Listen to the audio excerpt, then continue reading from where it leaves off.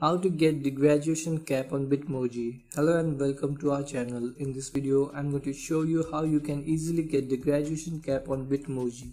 So please watch till the end to properly understand the tutorial, and if this tutorial helps you out, please give it a thumbs up and subscribe to get notified whenever we post new videos.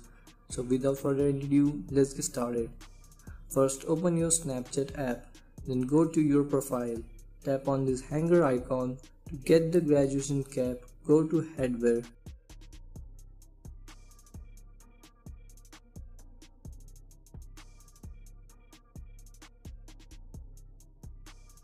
Scroll down and tap on the graduation cap.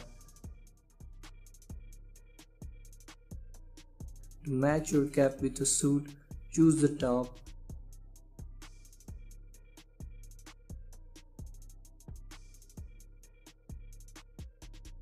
Then you can add an outwear on it.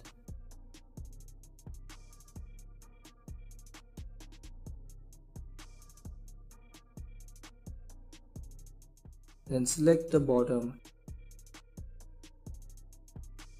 And last, select shoes.